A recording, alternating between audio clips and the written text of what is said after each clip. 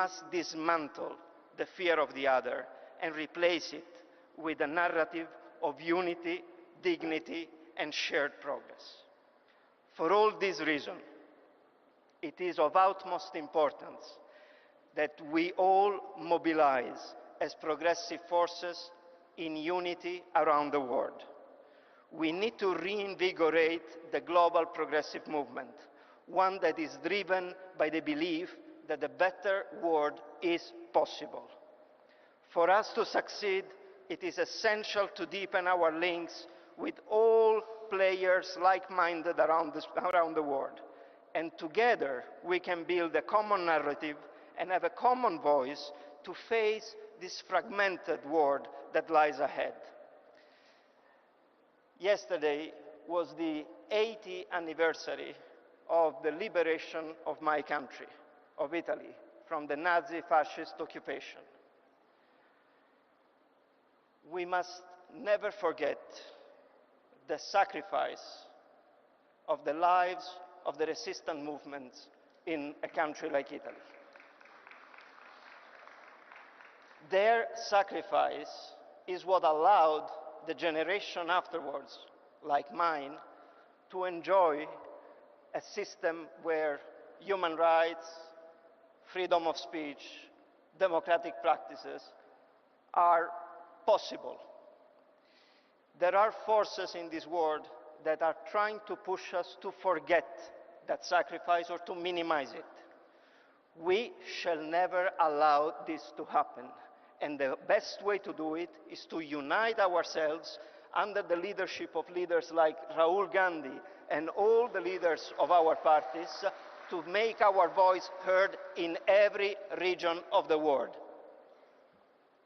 Bella ciao.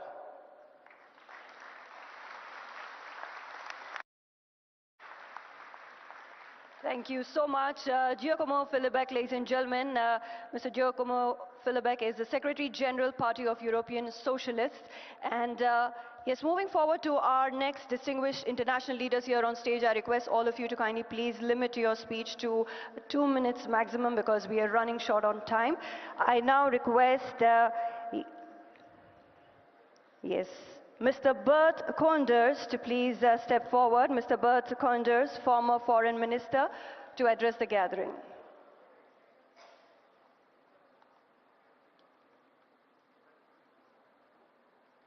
Yes, I now request Mr. Bert Koenders, former Foreign Minister, to please address the gathering. And I also request you, sir, to please limit your speech to maximum 2 minutes. Thank you very much. Thank you, sir. Mr. Gandhi, ladies and gentlemen, thank you very much. It's a great honor for me, representing here today the Dutch Labour Party, to be with you here in a very historic meeting. This is, I think, almost 80 years after the importance of this country and later on the Bandung Conference. And we have been inspired, I think, at the time by the leaders of the past, of thinking about how we could build an order in the world that was more equitable and just. And I think the Bandung Conference has to give our an inspiration, not only for new politics in our countries, I think it's extremely important, but also about a new arrangement in our world, which is polarized.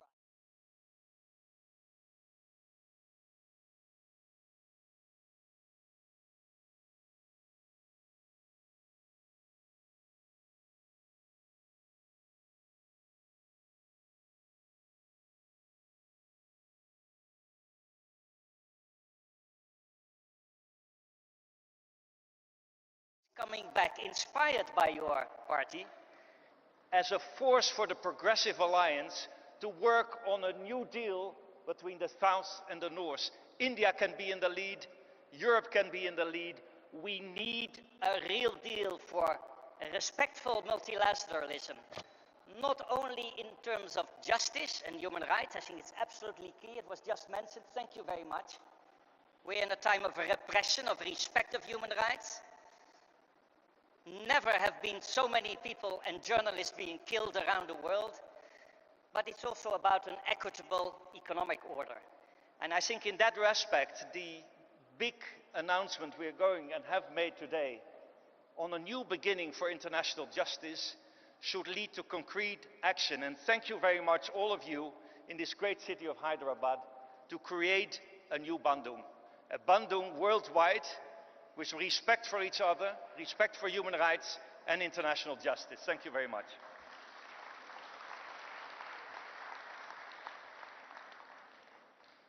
Thank you so much, sir, and appreciate it for keeping it short. I now request Ms. Monica Fain, President Socialist, to please step forward and address the gathering.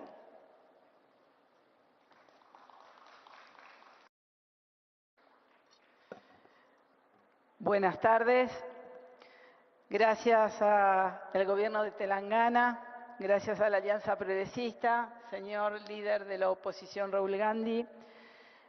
Vengo como presidenta del Partido Socialista de Argentina a expresar que la extrema derecha amenaza nuestras democracias, que la extrema derecha arrasa nuestra libertad e impulsa guerras para tomar hegemonía comercial en el mundo.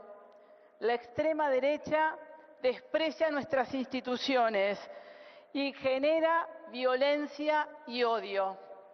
Ante esa realidad de la extrema derecha estamos aquí, los progresistas del mundo, diciendo que necesitamos una nueva democracia, gobiernos globales que transformen la realidad, poniendo a la ciudadanía y a las personas como eje del desarrollo de un país. Argentina no tiene que contarlo, es el laboratorio de la extrema derecha, donde se produce el brutal ajuste de la economía, la destrucción de la ciencia, de la educación, de la salud y la reivindicación de la violencia de la última dictadura militar. Nosotros en Argentina vivimos el accionar de la extrema y de la ultraderecha. Por eso venimos a este lugar y agradecemos este encuentro para decir que necesitamos una voz progresista más fuerte que le diga al mundo que podemos construir una sociedad con igualdad, con solidaridad, con justicia para todos y para todas, donde las mujeres, las disidencias, los campesinos, las campesinas, todas aquellas que queremos tener una vida digna, lo podamos construir. Esa es la voz del progresismo, es la voz que venimos a llevarnos de este Congreso. Gracias por la recepción. Thank you so much, ma'am. I now request Mr. Geom Long to please step forward. Yes, Mr. Geom Long, former Foreign Minister, Ecuador, to please step forward and address the gathering.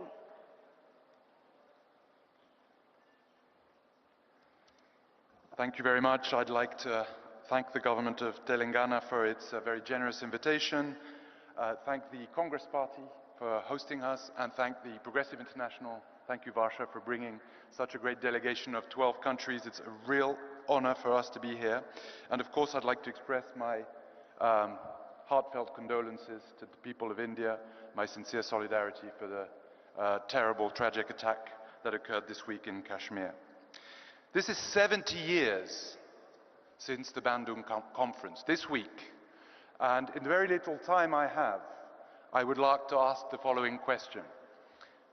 How is India going to position itself? And more importantly, how is the Congress Party going to go forward in terms of its vision for internationalism? What is its foreign policy doctrine going to be?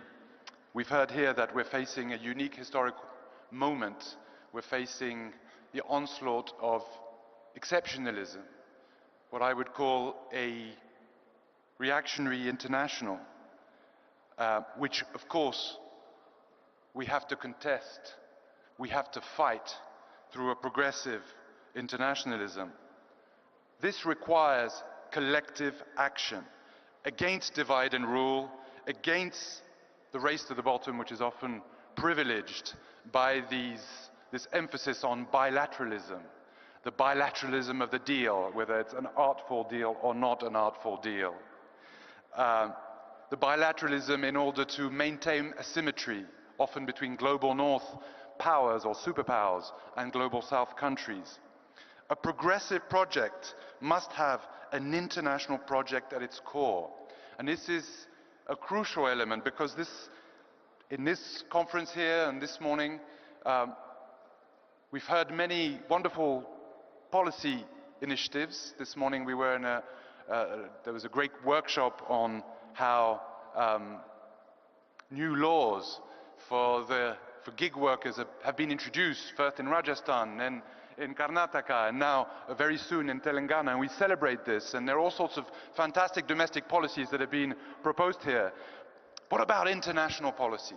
What is the internationalist project of the Congress Party going to be?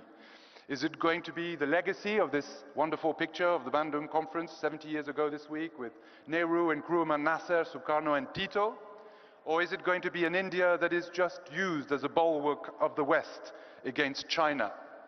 Is it going to be an India of bilateralism?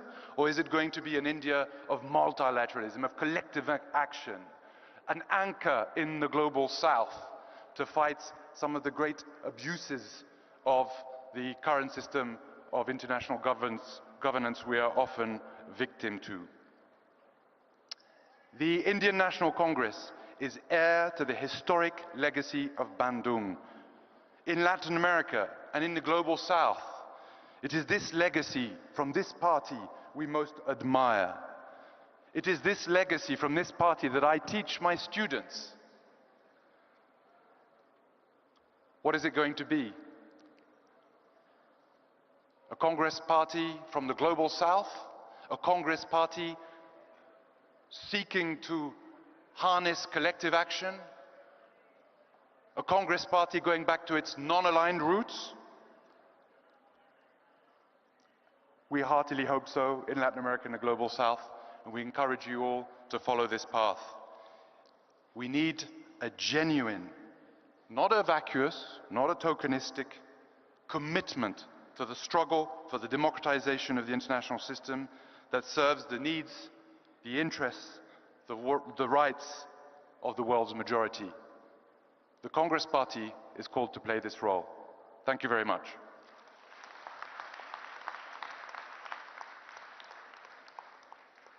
Thank you so much, sir. I now request Ms. Clara Lopez Obregon, Senator and former Labor Minister, Colombia, to please step forward and address the gathering.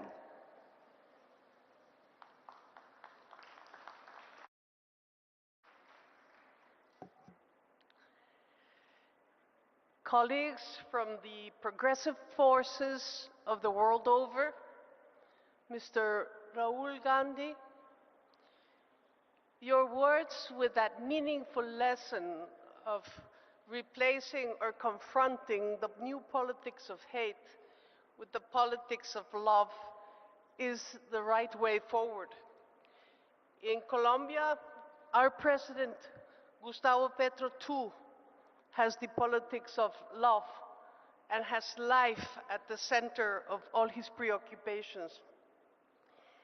In the spirit of Bandung and as members of the Global South, we must once more decide not to be for or against any great power, but rather in favor of world peace, democratic values, human rights, global justice, and equitable development.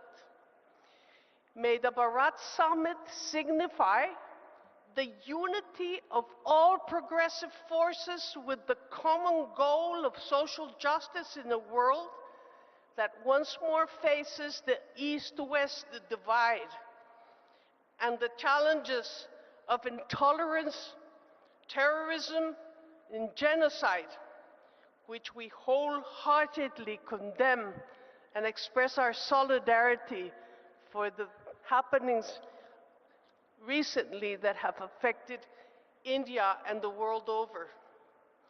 Let us lead the way and walk together, respecting our differences and sharing our strengths for the common good. Telangana has given us great examples, And thank you for your generous hospitality. Thank you all.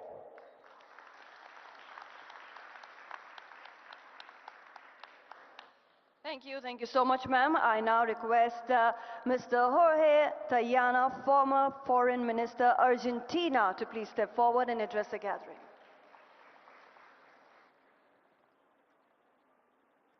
Thank you to the authorities of Telangana.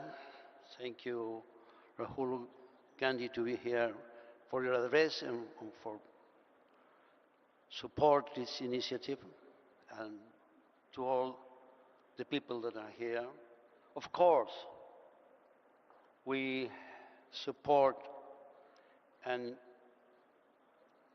we are very sorry for the attack the other day. I invoke the Bandung spirit because it's very, in a sense, embody peace, non-violence, non-discrimination, and a commitment to development rooted in respecting each nation's sovereignty.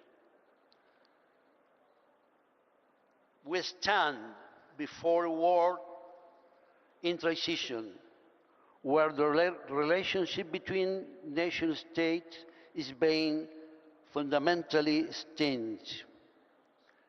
The tension stems from their gradual erosion driven by technological revolution and compounded by productive, financial, communicative, and cultural globalization. A world that demands coordinated global efforts to address its greatest challenges, from the climate crisis to persistent poverty and worsening inequality. Today, concentration of power and wealth explain disparities within countries and between nations. Argentina, my country, now suffers a regression across economic, social, and democratic spheres, manifesting the current administration policy agenda. The trajectory fundamentally contradicts the prerequisite for equitable development, demonstrating how right-wing ascendancy foreclosed pathway to justice. Consider the case of Dr. Cristina Fernandez de Kirchner, former two-term president and current chair of the Justicialist Party, a party with 3 million affiliates in our country, who faced politically motivated legal harassment. The narrow aim is her electoral disqualification. The wider goal is to discredit all the opposition. Such tactics seek to intimidate a leader who dares to defend Argentine people's welfare. And this is a clear message. Our problem is not only the authoritarian presidents that go with the far right. Also a corrupted judiciary that not work with the point view of the justice legislation. Judiciary branch is a serious problem in our country. This geopolitical tensions and uneven development necessitates immediate action against inequality through 3 structural approaches: active non-alignment as a guiding doctrine, deeper regional integration, and institutionalized global South collaboration. On the final point, we must reaffirm Argentine's legitimate and unalienable sovereignty over the Malvinas, South Georgia, and Sandwich Islands and their surrounding maritime territories, integral parts of our national territory. The UN General Assembly Resolution 2665 explicitly recognizes the sovereignty dispute and calls upon Argentina and the United Kingdom to seek a peaceful, lasting solution. Yet, the UK not only disregards this resolution, but exploits both renewable and non-renewable natural resources in a dispute sector in the South Atlantic. In times of instability, advancing global justice in all its dimensions is an imperative for all who believes must serve the welfare of our people. Let me conclude with late Pope Francis' words. I was close to him, and my family used to tell that we are friends. He's now been buried in the Santa Maria Maggiore Church in a humble coffin. He reminds us that the people is not achieve peace is not achieved merely by ending wars, but by building a new world, one where we discover ourselves as different, yet more united and bound in fellowship than ever we imagined. Thank you very much. Thank you so much, sir. And yes, since Shri Rahul Gandhi ji has a hectic schedule ahead, I request all our distinguished international leaders to please limit your speech to just 1.5 minutes. We move forward to our next speaker. I request Mr. Cedric Wormuth, Swiss Party President, to please step forward and address the gathering. Thank you. I'm a father of two young children, two young girls, and some years ago, the older one came to me and said, "Hey Dad, how was that when human beings and dinosaurs were together on the planet? Did they like each other or did they fight?" And I tried to explain to her that dinosaurs had died before the human race came to Earth, and that nobody, no human is old enough to have ever seen actual living dinosaur. And then she turned her head and looked at me skeptically and said, "Not even you?" And that was the moment when I understood that the world had changed. And although there are only 30 years between her and me, I'm 39 years old, it's true. The politics I inherited, and we heard it from all the colleagues before, is a politics of an age that has gone long before us. And I think it's extremely important that we are precise on pointing on what's happening on the global stage these days and weeks and years. Yes, it has become fashionable in Western Europe to analyze the situation through the idea of the new polycrisis of neoliberalism. The truth is the crisis has always been there, but for the global South. The global North has just not seen it and has exported its problems to the global South. This time, the crisis is coming back. And it is coming back under the disguise of these very dangerous clowns, which Mr. Trump is the most dangerous probably for world politics. And I'd like to be very precise. I'm still on the 30. I have the right to be a bit more outspoken than other ones in this room. I think we have to be very precise.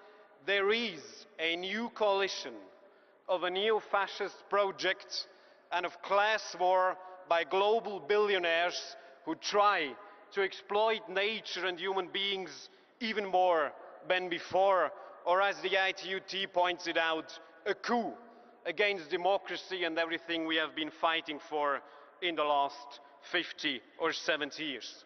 And there are two things I want to stress for the progressive movement. First of all, I think we should have been that who questioned the neoliberal global order. And we didn't. So it is high time to do it now. Because we cannot become the bearers and the defenders of the status quo. We must be the ones who go further for dignity, liberty, truth, justice and equality for everyone. And I think also on this point, it is time for Europe, for the global North, for Switzerland, my country, to learn from the global South. And to learn from what the leader of the INC just said, Rahul Gandhi, to turn to that politics of listening to people. So maybe we could start at a progressive international, progressive alliance, this global, not only Indian, but global yatra would be a little bit more, like 40,000 kilometers, but 4,000 kilometers. But listening to the people of the world and taking up that struggle for more justice and trying to create a real common political ground that has dignity and love in its core. We are ready to do it. The world has only us to defend it. Please be with us. Go to action. We need global progressive politics. Thank you everyone for doing that every day.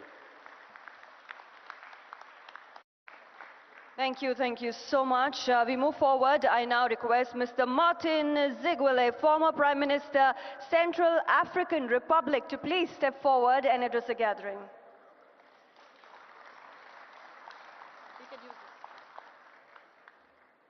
Merci, je serai très rapide, je parle en français. Je suis Martin Ziguele, je suis ancien Premier ministre de la République centrafricaine. La République centrafricaine est vraiment au cœur de l'Afrique. La même distance entre le Cap en Afrique du Sud jusqu'au canal de Suez en Égypte, juste au milieu, c'est mon pays. Nous sommes entourés par la République démocratique du Congo au sud, le Cameroun à l'ouest, les deux Soudans à l'est et le Tchad au nord. Nous sommes donc au cœur de l'Afrique et aujourd'hui nous sommes ici pour dire que nous faisons partie du monde. Et l'Afrique, je ne veux pas vous refaire l'histoire, a vécu le poids de l'injustice. L'injustice sur le plan historique, l'injustice sur le plan de l'économie. Et ceux qui sont de ma génération se rappellent que grâce à l'Inde, grâce à Bandung, à la conférence de Bandung, à la conférence des non-alliés, où celui qui représentait l'Afrique, c'était Gamal Abdel Nasser, nous avons été donc vaccinés par le vaccin de la lutte pour la liberté et pour la justice. Mais il faut se souvenir que la lutte pour la liberté et la justice est une quête perpétuelle, elle n'est jamais achevée. C'est en Afrique aujourd'hui que nous avons encore des pays où il y a des coups d'État militaires. Il y a seulement 2 ans, 4 pays dont nos camarades étaient les dirigeants, présidents démocratiquement élus, ont été successivement renversés par des coups d'État militaires. Cela s'est passé en Guinée, au Mali, au Niger et au Burkina Faso. Et aujourd'hui, un de nos camarades progressistes a été renversé en juillet 2023 et au moment où je vous parle, il est détenu avec son épouse au sous-sol de la propre présidence où il était président de la République. C'est au Niger et c'est notre camarade Mohamed Bazoum. Donc en Afrique, nous vivons l'injustice, nous avons besoin de solidarité, pas pour venir se substituer à nous, mais comme disait notre camarade Rahul Gandhi, il faut nous écouter, même si on ne nous aime pas, mais il faut au moins nous écouter pour nous soutenir dans cette lutte que nous menons. Je vous remercie.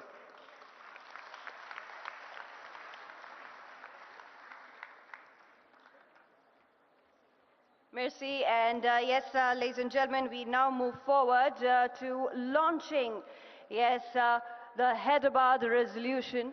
We have the documents in hand. Our dignitaries present here on stage have it all in their hands. So I request you to kindly please rise and hold it in your hand as the photographers, the videographers will capture this wonderful moment, ladies and gentlemen, as we formally launch Hyderabad resolution. I request all our dignitaries to please step forward with the document in hand. I request all our friends from press media to please step forward and capture this wonderful moment, the powerful formal launch of Hyderabad resolution.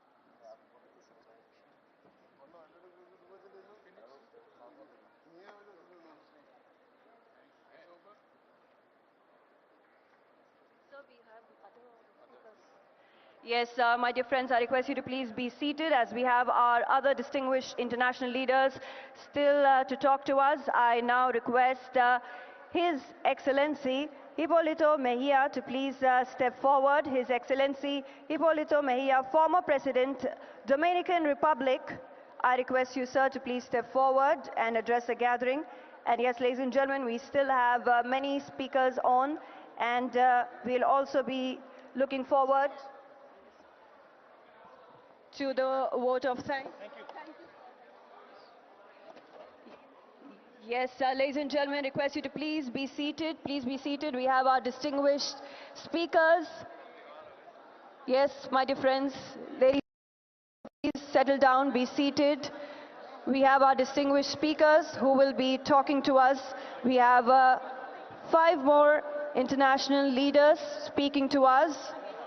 And we also will be witnessing the closing remarks by TPCC President, Shri Mahesh Garu.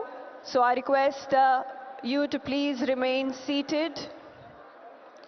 Yes, ladies and gentlemen, dignitaries, delegates, I request you to please remain seated.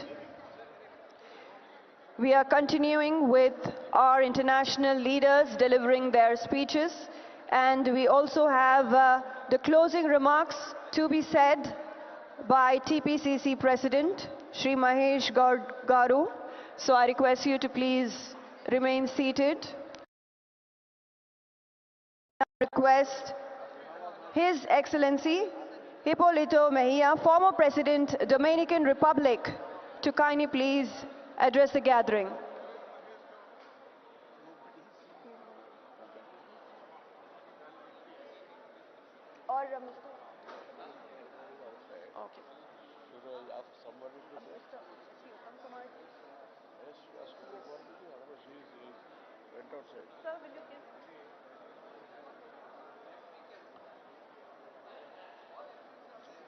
Thanks.